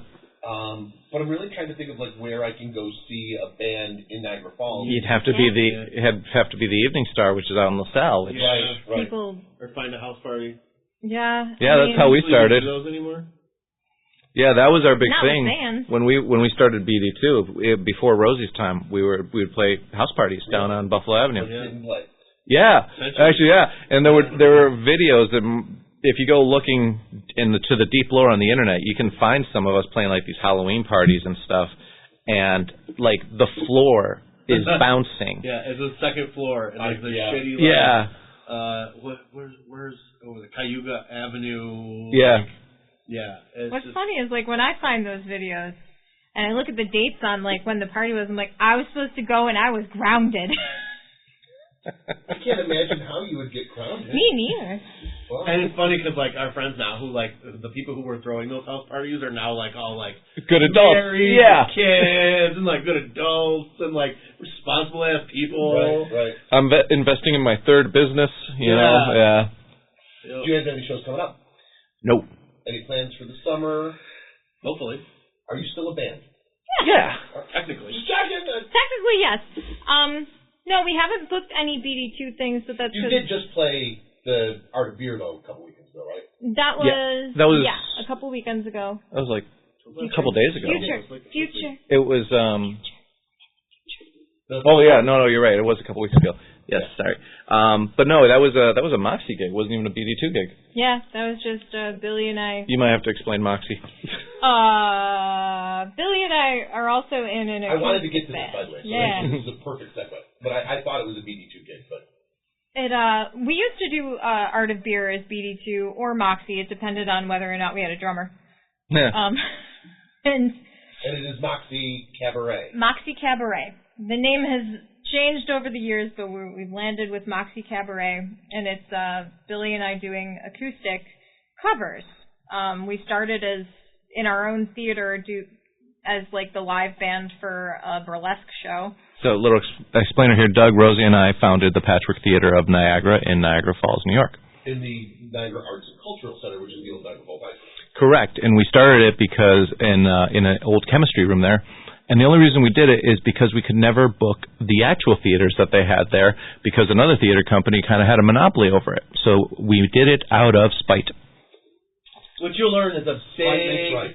Yeah, it's a big motivator for this band. Is spite and chicken. Before I got this office, I've been here 8 years now. I actually looked in an office in the NAC. Oh yeah. And I loved it. And right when I went to sign it up, someone had just booked it. Yeah, of course. There's a waiting list to get in there. It's totally understandable. It's a very cool building. Lots of artsy people. It's a great idea. It's very hit or miss in its execution, though, depending on who is in charge. The person who's community. Yes. Is it that? No. The person who sniped that office from you probably has another 5 rooms in that building. Yeah, that's a shame. Yeah. But yeah, no, I thought that these are my people. I want to be with the artistic minded people, and they have a community, and in the back of my mind, I knew that wasn't what happened, but that's what I really want. For example, 5 or 6 years ago or so, I moved into an apartment building for the first time. I've always lived in either a house or an apartment that was part of a house, but I never lived in an apartment building, and I wanted to recreate dorm life. Oh. And I literally never met a single neighbor. I was there 3 years. No one ever talked to me. Yeah. I was just a creepy old dude in 312. And maybe if I had been younger or more attractive, it would have been a different experience, but that's what I got. But yeah, that's what I was hoping with the NAC was that, online radio station, we've got musicians, we've got entertainers, we've got, I thought it would have fit in perfectly there, but it didn't work out. And I ended up here, and don't get me wrong, I love it here, but yeah. I think you're better off, especially for how they were then. Now they are trying to change up their perception. There's new administration there. Again, they've gone through a lot in the last 2 years. And this administration is very optimistic and hoping to change the way that tenants like myself have looked at them in the past. We went to a couple tenant meetings there with the new administration, and I told them right to their faces, I'm like, I would love for this to be true. I'm just speaking from experience. I don't think you're going to last. Really? Yeah. But you guys still do have that studio. It's a large space. It is. I took over for Johnny Helms. He used to do his recording studio in there before he moved to his place that he had until he moved to Chicago. Right. But yeah, we did this wacky burlesque show, and we're bringing it back. We needed stage names, and we went with the whole pet and street name. That's how she got Moxie Cleveland. I got Ziggy Spruce, and we started as just we were playing the background music in the show. Show kind of took off, and now it's kind of got a life of its own. So we're doing it at the Fringe Fest in Rochester. We're doing it in New York City in June. Nice. Yeah, so it's become this no love here, but you'll go. Yes, very much that. Yeah. Yeah. And we did it in the fall. But outside of that show's the Choice of Valentines. It's Moxie Cabaret's Choice of Valentines. But Moxie still has its own gigs as just an acoustic duo doing these folk punk covers of. I mean, and you can set up anywhere and do anything. Yeah. Cover bands people like more because drunk people like to sing along. Right. And I mean, we booked every Saturday. Whether I know the words or not. That's you gotta. Way to do it. But Moxie has gigs every Saturday in July. You'll find us at the Artisan Market in Lewiston. Nice. So it's all right. So let's draw this back in. Yeah. So you're in the NAC, where you've got your Moxie thing, you got Patchwork Theater, and you've got a show coming up in about a month, right? Trainwreck. Yeah. Oh my God, yeah. This is not the first Trainwreck, right? No, it's not. I remember a few years ago you guys did Trainwreck. Yep. In 2017. And it was a blast. Oh, that's awesome. I hope you weren't there closing night. I blew my voice out doing that show. Really? I He did. was not there closing night because he wrote a review. Oh, thank and God. then we felt bad because the show was completely sold out a month before it even started. Yeah, it's a very hard style to sing. Okay. And I had too much confidence.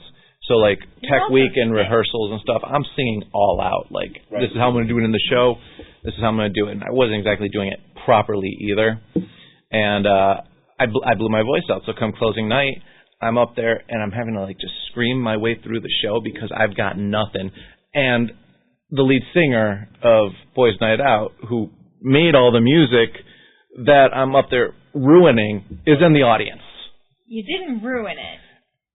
Agree to disagree. But he was so gracious and so cool about it because I told him after, I'm like, I'm sorry, I blew my voice out trying to sing your songs. And he's like, I used to blow my voice out singing my songs all the time. You're good. Nice. Yeah. So that's so mid-June, nice. right? June 14th, something like that? Mm-hmm. That is the end of June. Last weekend of June, the 26th, 27th, and 28th. Now, is it sold out already? Not No. yet. We Tickets just went on sale over the tickets weekend. on sale. We still have to finish casting, but that happened last time too. We put the tickets on sale before we even started rehearsals because this year is also the 20th anniversary of the album that the show is based on. And it's also the 10th anniversary of the theater. So we're like, this is perfect. It's a great anniversary show. We talked to Connor, the lead singer of the band, and he was so excited for us to do it again. And he's just this great human being. And I got to tell you that 13-year-old me in my brain, who was a fan of this band at Warped Tour at Darien Lake in the mud, is so weirded out that I'm just friends with this guy now. Like you have his phone number? I have his phone number, and, like, we're just pals, and, like, all right, so can't handle it. Who's the coolest person's phone number you have? And I don't mean the coolest person. I mean, like, who's the most famous person in our phone? Who's the phone number that you have in your phone that would impress people? I gotta get my phone. So I spent years as a talk show host. That's a great question. But my favorite is Dean Koontz. Oh, wow! Wait, who? The writer? Right, author. Yeah. Yeah, I have Dean Koontz's cell phone in my phone. That's impressive. Oh, Tony Burgess. Cool. Yeah. Oh yeah, you do. Yeah, Tony Burgess wrote Pontypool. Oh. Rosie, it's okay if you say me. Well, Mm-hmm. I don't think I have your number. You have Nicole's number. And she Yeah. The coolest person that I have in my it's probably Ray. Yeah. My stepdad knows everyone. Your stepdad does know He everyone. knows everyone. Which is why I was surprised you didn't know the Jake LaMotta Club. I couldn't read it. I could only read your name on it. I could only read La. La. Yeah, no, it's got to be probably Connor, or Connor Levitt Fraser from Boys Night Out. Gotcha. But otherwise, I don't think I have anyone in my phone that I'm like, that's my link, you know? Gotcha. Doug, what do you come up with? I mean, I spent 6 years in Vegas, so I have, like, numbers of, like... Strippers? Yeah, I do have those. But, like, people who were in, like, these bands that are now, like, I have Ronnie Radke's phone number, but I don't know if it's still his phone number. Like, I have half the guys that were in Escape the Fate when they started. I don't know if that's still got that phone number. Like, these bands that I've hung out with, the guys from Adelita's Way, I don't know if they still have the same phone number. There's a band called Otherwise. And actually, that's probably him. The lead singer of the band Otherwise is probably the most famous person on my phone. I don't have the guy's number, but I talk to the guy from Dropkick Murphys all the time. Oh, that's true. That is true. Yeah. Rosie wins. Yeah, Rosie wins. because Ray. he owns a boxing gym. Oh. So technically Ray is the coolest person Ray is in the the phone. coolest person in my phone. Damn it. Love Ray. Wait, I have Ray on my phone. That means Ray's the coolest person in my phone. Right. You too. Yeah, he's all right. Yeah. Could just say my mom. Yeah, your mom's pretty cool, too. Yeah. Oh, I know whose phone number who I have is in here. Is a... How do I say this without saying it? Banana. Banana. Yeah. Bananarama? He's, and I need, because I know you two are going to know who I'm talking about as soon as I say this, but I need you two to not repeat it. Oh. Yes. Oh, I know exactly who it is. We'll tell you off air. He's a person. I hope so. He's... Is he a man? Yes. TV? He's been on TV. He's been in a movie. All right. He was in a movie with Kevin Hart. I'll say that. All right. So we're going to wrap this up so that Doug can tell me how. In all honesty, though, we do need to wrap it up. Anything that I should have asked you that I didn't, like, you were really looking forward to talking about, and then you're like, man, I didn't ask this about. I mean, I can mention something that might give us a deadline to do something that I've wanted to do for a long time. They love when I do this. What's that? Okay. Can I just preface? Last time she did this, we had to make Billy Draws 2 toasters. Yeah. But I would say Trainwreck and Choice Valentine and the new song that's out. And look for for the new song that's out. You need to get that to me because I would like to play that like at the end of this. Oh, yeah. That'd be great. Right, cool. Billy Draws 2 toasters sounds amazing. But what was... CD Toast, right? No, yes, okay. But no, for a couple of years now, we have talked about doing an acoustic album, meaning like taking some of our... We have a handful of albums out. We were all going to like pick 1 or 2 songs and strip it down and do an acoustic version. We have like a list of titles for this acoustic album that doesn't exist yet.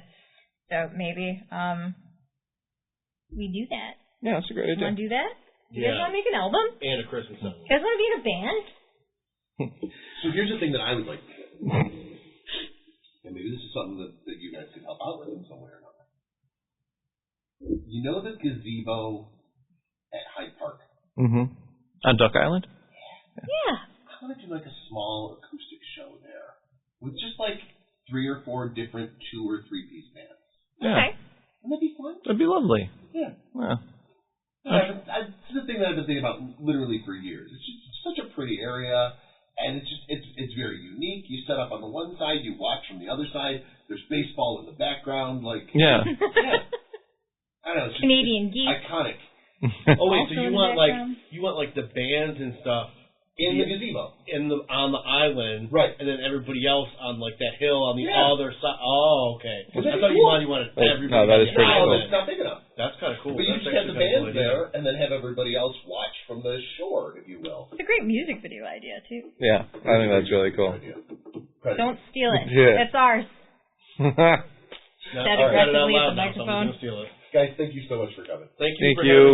I appreciate it, and thanks for putting up with the technical issues. You know, we're still new. This is only week 2, but we did get through the show, which is we did. Yeah, it's great. It was a lot of fun, and thanks for letting us plug our stuff. Eyes Up, available now for streaming. I can't wait to come back and do like an anniversary recording. When we come back in a year when we listen to the podcast that we did the first time. Yeah. You just cringe. Yeah. Yeah. All right. No, thank you so much for having us, man. This was a blast. Thanks, guys. Banana. Hey, everybody. This is Billy from BD2 here with our new song, Eyes Up, on All WNY Radio.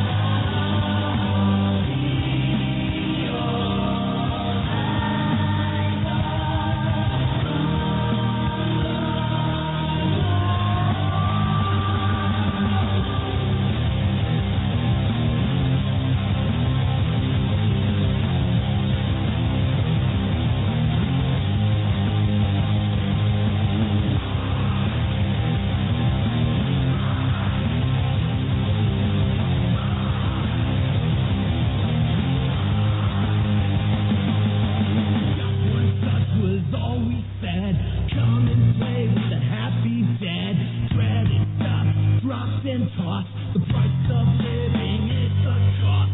Dead is swinging, smoking broke. Drowned after drowning smoke. Hangmen swing, the death sing. No returns of broken soul.